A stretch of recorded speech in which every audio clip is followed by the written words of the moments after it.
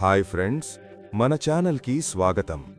కోట మధ్యలో వెలిసిన ఒక అమ్మవారు శరీరం లేకుండా కేవలం ముఖం మాత్రమే దర్శనమిస్తుంది. ఊయల మీద ఉన్న మొనతేలిన మేకుల మీద కూర్చుని పూజారి భక్తులను ఆశ్చర్యపరుస్తాడు. ఇంకా ఎక్కడా చూడని విధంగా ఇక్కడ రాళ్లతో పూజ చేసే ప్రత్యేక ఆచారం ఉంది. 5 క్వింటాల ఇత్తడితో చేసిన లోహపు గుర్రము. ఈ గుర్రం మీదే రాత్రిపూట అమ్మవారు ఊరంతా తిరుగుతుందట. ఇదంతా కూడా ఎక్కడో తెలుసా? తెలుసుకోవాలంటే ఈ వీడియోని స్కిప్ చేయకుండా చివరిదాకా చూడండి. అలాగే వీడియోని లైక్ చేయండి, షేర్ చేయండి, మన ఛానల్ని సబ్స్క్రైబ్ చేసుకోండి. రాయగడ ఒడిస్సా రాష్ట్రంలో తెలుగువారు ఎక్కువగా నివసించే ప్రాంతం. ఆ రాయగడలో వెలిసినటువంటి మజ్జిగౌరమ్మ అమ్మవారు. నిజానికి మధ్యగౌరమ్మ అమ్మవారు వెలిసిన రాయగడ అనే ప్రాంతం అప్పట్లో అశోక చక్రవర్తి పాలనలో కళింగ సామ్రాజ్యంలో భాగంగా ఉండేది అని మనకు చరిత్ర కథనాలు చెబుతూ ఉన్నాయి. గంగవంశము, సూర్యవంశము, గజపతులు, నందపూర్ వంశస్థులు ఇలా చాలా రాజవంశాలే పరిపాలించాయి. ఈ ప్రాంతాన్ని కొంతకాలం బొబ్బిలి జమీందారులో కూడా భాగంగా ఉండేది అని చెబుతారు. ఇక రాయగడలో వెలిసిన మధ్యగౌరమ్మ రాయగడ వాసులకు, ఒడిస్సా ప్రాంతీయులకే కాదు, పొరుగు రాష్ట్రాలైనటువంటి ఆంధ్రప్రదేశ్, తెలంగాణ, ఛత్తీస్గఢ్ రాష్ట్రాల నుంచి కూడా భక్తులు పెద్ద సంఖ్యలో వస్తూ ఉంటారు. మజ్జిగర్యాని, మాజీగరాని, మజ్జిగగైరమ్మ ఇలా చిన్న చిన్న తేడాలతో పిలుచుకునే ఈ అమ్మవారు ఈమె రాయగడకు గ్రామదేవత. అయినా కేవలం గ్రామదేవతగానే కాకుండా పరిసర ప్రాంతాలలో లక్షలాది మంది భక్తులకు ఇష్టదేవత కూడా. ఒకప్పుడు ఈ ప్రాంతమంతా కూడా గిరిజన ప్రాంతంగా ఉండేడట. అప్పట్లో ఈ ప్రాంతాన్ని గిరిజనుల కులదైవంగా, గ్రామదేవతగా కొలిచేవారు. ఈ మధ్యగౌరమ్మ ఆలయం మిగిలిన ఆలయాలకు భిన్నంగా ఉంటుంది. ఇక్కడ ఉన్నటువంటి అమ్మవారు శరీరం లేకుండా కేవలం ముఖాకృతి మాత్రమే దర్శనమిస్తుంది. మనకు ఇక్కడ అమ్మవారి ముఖం మాత్రమే కనబడుతూ ఉంటుంది. వదనమంతా కూడా ఎర్రటి జగురు రంగుతో ఉంటుంది. అమ్మవారు ఎప్పుడూ కూడా ఇలాగే దర్శనమిస్తారు. ఇక ఆలయ చరిత్ర విషయానికొచ్చినట్లయితే శతాబ్దాల చరిత్ర కలిగినటువంటి ఆలయమిది. సాధారణ శకం 4వ శతాబ్దంలోని సముద్రగుప్తుడు ఈ ప్రాంతం మీదకి దండెట్టి వచ్చినప్పుడు అప్పటికి ఈ ప్రాంతాన్ని పరిపాలిస్తున్న వ్యాఘ్ర రాజు ఆ భారమంతా కూడా శక్తిమాత మీదనే వేసి అమ్మను ప్రార్థించాడట. దేవి కరుణతో పెద్ద సైన్యం తన దగ్గర లేకపోయినా తన దగ్గర ఉన్నటువంటి తక్కువ సైన్యంతోనే సముద్రగుప్తుణ్ణి ఎదుర్కొని ఘన విజయాన్ని సాధించారట. అంతటి చక్రవర్తిని ఎదిరించి విజయం సాధించగలిగే శక్తి అమ్మవారి కారణంగానే వచ్చింది అన్న నమ్మకంతో ఆ రాజుతో పాటుగా ప్రజలంతా కూడా అమ్మవారిని తమ ఇలవేల్పుగా కొలిచేవారని మనకు కొన్ని కథనాలు చెబుతూ ఉన్నాయి. ఇక 15వ శతాబ్దంలో నందపూర్ మహారాజు రాజా విశ్వనాథ్ దేవ్ తన యొక్క పరిపాలనలో భాగంగా రాయగడ ప్రాంతంలో కోట నిర్మించుకున్నారు. ఆయనకు 108 మంది రాణులు కూడా ఉండేవారు. రాజుగారు తన కోట మధ్యగదిలో అమ్మవారిని ప్రతిష్ఠించి పూజించేవారు. అలా మధ్యగదిలో అమ్మవారిని ప్రతిష్ఠించి పూజించడం వలన మధ్యగర్యాని అంటే మధ్యగదిలో వెలిసినటువంటి తల్లిగా అమ్మకు ఈ పేరు వచ్చింది. అయితే ఆ ప్రాంతమంతా కూడా తెలుగువాళ్లు, అలాగే తెలుగు ప్రభావం ఎక్కువగా ఉండడం వలన మధ్యగర్యాని కాస్త మధ్యగౌరమ్మగా మారిపోయింది. ఇప్పుడు మనకు ఆ పేరుతోనే ప్రసిద్ధి చెందింది. ఇక కళింగ చారిత్రక కథనం ప్రకారము 1538లో గోల్కొండ పాలకుడు ఇబ్రహీం కుతుబ్ షా సేనాధిపతి రుతుద్ ఖాన్ రాయగడ మీదకి దండెత్తి వచ్చి విశ్వనాథ్ దేవుణ్ణి హతమారుస్తాడు. రాజు మరణించడంతో 108 మంది రాణులు అగ్నిలో దూకి ఆత్మార్పణం చేసుకుంటారు. ఆ ప్రదేశాన్ని అంటే ఈ రాణులంతా కూడా ఆత్మాహుతి చేసుకున్న ప్రదేశాన్ని సతీకుండమని అంటారు. అది ప్రస్తుతం ఆలయానికి వెనుకవైపుగా ఉంది అని చెబుతారు.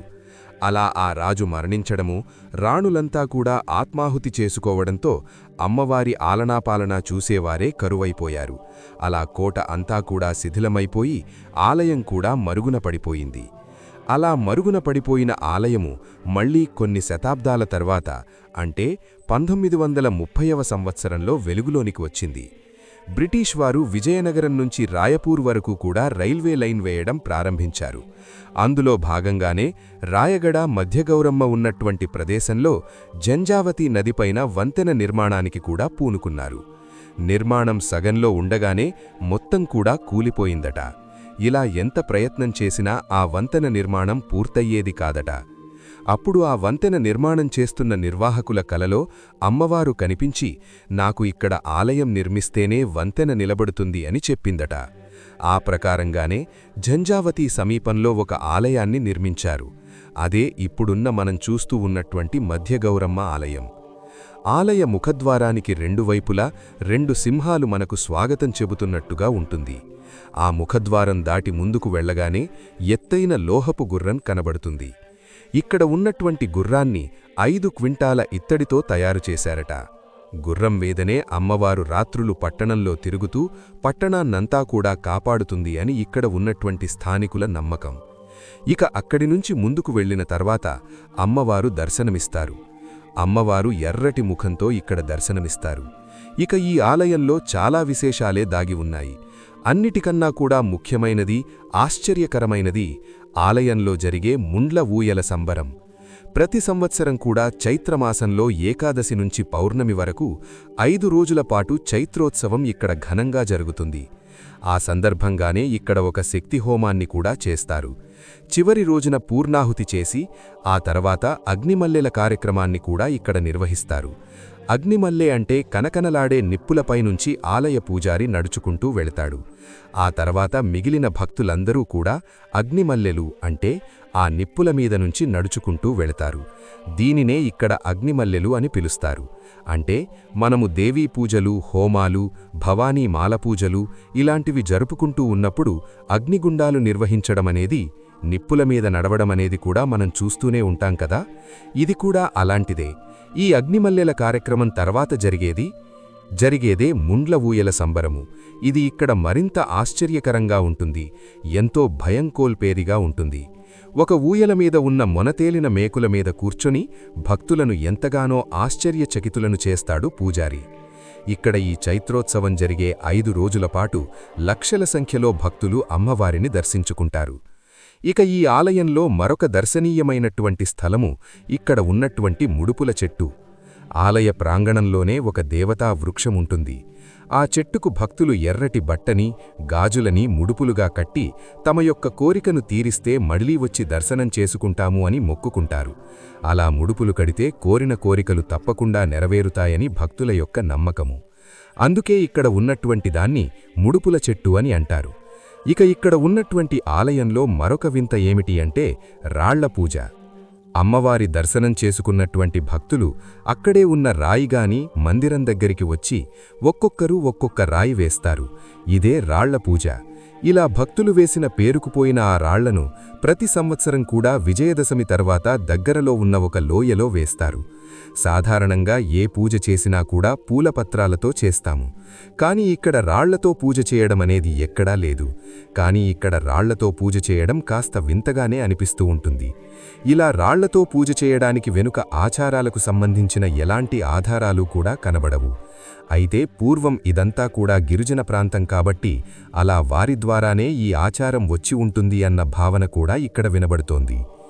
ఇలా ఎన్నో వింత ఆచారాల, విచిత్రమైన సంప్రదాయాల, చారిత్రక ప్రసిద్ధి చెందినటువంటి ఆలయము రాయగడ మధ్యగౌరమ్మ. ఇలాంటి మరిన్ని ఆధ్యాత్మిక కథలు మరియు దేవాలయ విశేషాలు తెలుసుకోవాలంటే మన ఛానల్ను తప్పకుండా సబ్స్క్రైబ్ చేసుకోండి.